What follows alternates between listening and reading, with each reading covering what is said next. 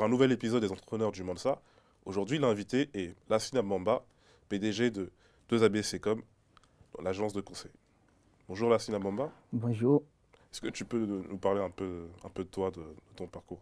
Après des études en informatique, j'ai fait un cycle ingénieur commercial marketing et après des diplômes en droit et sciences politiques.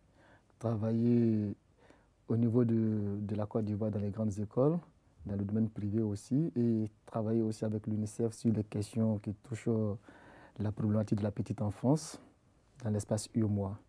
Et depuis en France aussi, travaille avec l'Institut de recherche pour le développement en tant qu'ingénieur d'études. L'un dans l'autre, c'est ce parcours un peu atypique avec plusieurs expériences qui nous ont amenés à la création de 2AB.com, agence conseil 360 degrés. D'accord, donc c'était ces multiples expériences qui t'ont amené à créer l'entreprise, mais à quel besoin ça répondait de créer cette agence? On vient pour créer un pont entre l'Afrique et l'Europe, parce qu'il faut le dire, pour déconstruire les différentes approches que les uns et les autres ont sur la problématique d'investir en Afrique. C'est quoi les problématiques, enfin les approches, les préjugés qu'ont les gens pour l'investissement en Afrique? Souvent, lorsque je prends le cas des Européens, ou nous-mêmes en tant qu'Africains qui résidons en Europe, lorsqu'on veut aller investir en Afrique, on pense que ce qui se fait en Afrique, c'est rien de bon. On vient avec nos lunettes européennes ou nos lunettes francophones, être des donneurs de leçons à ceux qui sont là. Or, un investissement dans un pays nécessite la prise en compte de plusieurs éléments. Notamment, il faut connaître les us et les coutumes, il faut connaître la sociologie et aussi il faut connaître l'état mental et l'esprit des personnes avec lesquelles on voudrait travailler. Donc, nous avons vécu au niveau de l'Afrique. Nous sommes un pur produit africain, notamment ivoirien. Et aussi, on a vécu en Europe, particulièrement en France. On a la chance de comprendre les deux réalités, les deux sociologies. Donc, notre rôle en tant qu'entrepreneur, en tant que spécialiste de toutes ces questions, c'est de dire qu'il y a une autre méthode d'approche qu'on puisse explorer pour que de part ou d'autre, les investisseurs puissent être des partenaires et non des donneurs de leçons. C'est à partir de quel moment que vous avez lancé le cabinet? 2AB.com, ça va faire 3 ans maintenant que ça existe. Après les expériences que je vous ai signifiées, aujourd'hui, ça fait 3 ans. Et nous sommes, chaque jour, nous construisons un réseau d'experts et un réseau de compétences. Ce qui fait qu'aujourd'hui, nous sommes présents en Côte d'Ivoire, au Burkina Faso et au Cameroun. Et nous sommes en train aussi d'élargir cette représentation parce que nous avons une vision et nous avons un objectif qui est celui de déconstruire encore une fois de plus les investissements en Afrique. Parce que notre objectif premier, c'est de créer des pôles d'emploi pour les jeunes et les femmes. Après, on s'était déjà rencontrés aussi plusieurs fois dans le terrain associatif, notamment avec les journées organisées par l'ADEME. Qu'est-ce qui vous amène justement à partager aussi, donner des conseils de développement personnel avec les étudiants maliens ou africains de la diaspora? Je dirais pour moi, mieux vaut partager lorsqu'on approche l'autre. Ça nous permet nous-mêmes d'apprendre sur nous-mêmes, ça nous permet aussi d'apprendre avec l'autre et c'est un échange perpétuel. L'approche n'est pas que dans un seul sens. Quand j'approche ADEME, à travers nos différents échanges, ça me permet de m'interroger sur moi-même et ça me permet aussi de savoir, tiens, de donner mon point de vue sur certains aspects. Donc, c'est un apprentissage perpétuel qui permet non seulement de s'actualiser et puis de partager avec les autres. Dans votre business, vous êtes à mi-chemin entre l'Afrique et la France. Comment vous arrivez à gérer ça? Est-ce que je suis à mi-chemin? Non, je dirais que nous créons le pont. Parce que je pourrais précisément accepter ce... Comment vous arrivez à faire la navette entre ou le pont, comme vous le dites? C'est cela l'essentiel dans une activité, c'est de s'entourer de personnes de qualité, de collaborateurs de qualité. Parce que je disais tout à l'heure que nous sommes présents en Côte d'Ivoire, on est présent au Burkina Faso, on vient d'ouvrir l'antenne du Cameroun, qui d'ailleurs est un pays franco-anglophone. Donc le 1er mars passé, on a des partenaires, on a des collaborateurs sur le terrain. On a en qui nous avons entièrement confiance et qui font un travail formidable. Donc, c'est la mise en place, le travail d'équipe. Ce n'est pas Lassina Bamba qui toujours doit être en Côte d'Ivoire, bien au Burkina Faso, bien au Cameroun ou dans un autre pays. Non, c'est la jonction de plusieurs compétences. Vous arrivez à déléguer les compétences Ah oui, parce qu'aujourd'hui, il faut déléguer. C'est un système managérial. Aujourd'hui, il faut décentraliser les responsabilités. Le dictateur qui dirige l'émission RP Média est d'origine ivoirienne. Il souhaiterait par exemple lancer une antenne à Yamoussoukro. Bon, je ne sais pas pourquoi à Yamoussoukro spécialement, mais à Yamoussoukro. Quel conseil vous pourrez lui donner pour s'il souhaiterait développer une antenne RP Média en Côte d'Ivoire? Déjà, le choix de la ville, il faut dire que Yamoussoukro, c'est la capitale politique de la Côte d'Ivoire. Et puis, c'est le pays du père de la nation, Félix Houphouët-Boigny. Déjà, ça offre un environnement très intéressant et très attractif pour la mise en place d'un tel média comme RP Média. Ça, c'est le premier élément.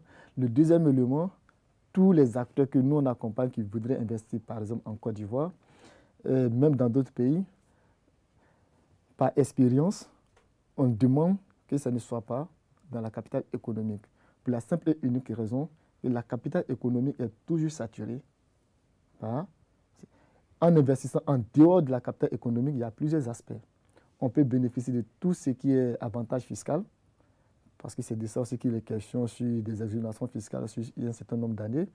Et aussi, on apporte de la compétence dans un environnement où, de plus en plus, la population n'a pas accès. Donc, pour moi, c'est un bon choix, c'est un choix stratégique.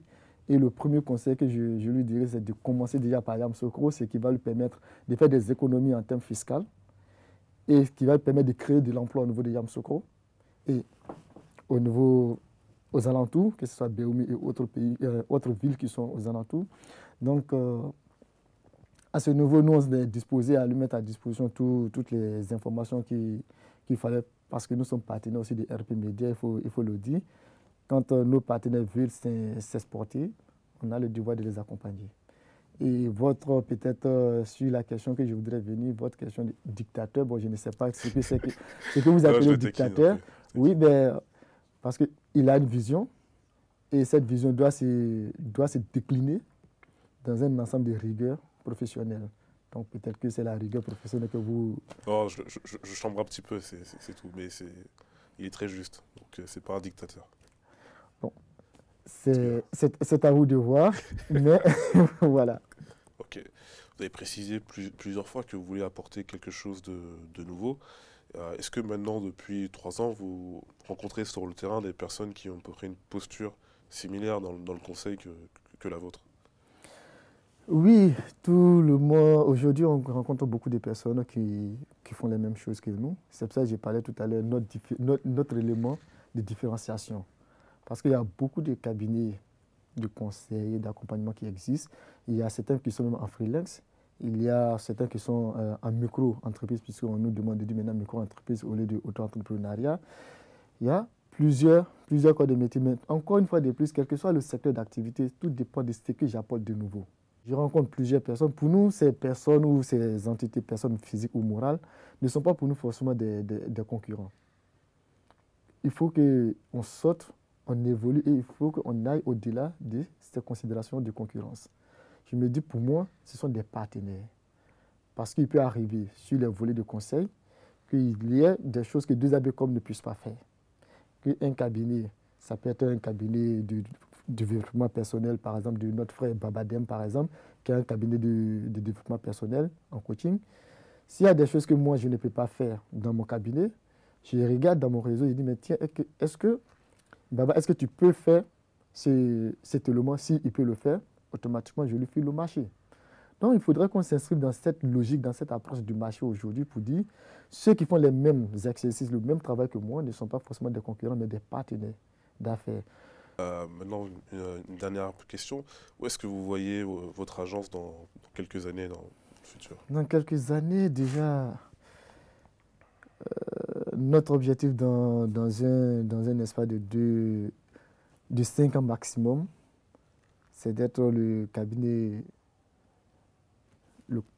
cabinet conseil et de coaching international le premier, notamment au niveau de l'Afrique, et aussi au niveau de ceux qui accompagnent sur l'Afrique, en Europe comme en Afrique. Pour dire, on est en train de travailler aujourd'hui sur l'axe Afrique-France-Asie, parce qu'on est en train de travailler pour étendre notre installation au niveau de l'Asie, parce qu'il y a des acteurs économiques aussi qui sont au niveau de l'Asie. Donc nous travaillons, chaque jour que Dieu fait, nous travaillons pour la construction d'un groupe qui puisse véritablement permettre de répondre à plusieurs problématiques. Tout dépend de la question de santé et puis de la question de la vie. Donc en 5 ans, c'est d'être référencé comme le premier cabinet de coaching et de consulting sur l'Afrique et sur l'Europe. Où est-ce qu'on peut vous retrouver prochainement? Où est-ce qu'on peut nous retrouver? On peut nous retrouver partout.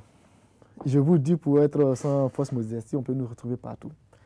Partout, que ce soit en termes de communication digitale, notamment sur notre site www.2abcom.net. Les spectateurs le verront en dessous sur le lien. www.net. On peut nous retrouver sur les réseaux sociaux, que ce soit Facebook, Twitter, LinkedIn, Instagram. On peut nous retrouver sur Snapchat aussi. On peut nous retrouver. Donc je vous remercie d'avoir accepté notre invitation à Sinabamba. Et peut-être qu'on se retrouvera en Côte d'Ivoire ou au Mali. C'est nous qui vous remercions de nous avoir donné cette possibilité de nous exprimer sur ce que nous faisons. Parce qu'encore une fois de plus, RP Media est à la disposition, ce que j'essaie non seulement de tous les acteurs et particulièrement des entrepreneurs. Donc c'est un honneur pour nous d'être toujours sur les antennes de RP Media. Donc nous on est disposés à travailler avec vous et puis aller de l'avant. On se retrouve dans 15 jours pour un nouvel épisode des Entrepreneurs du Malsa.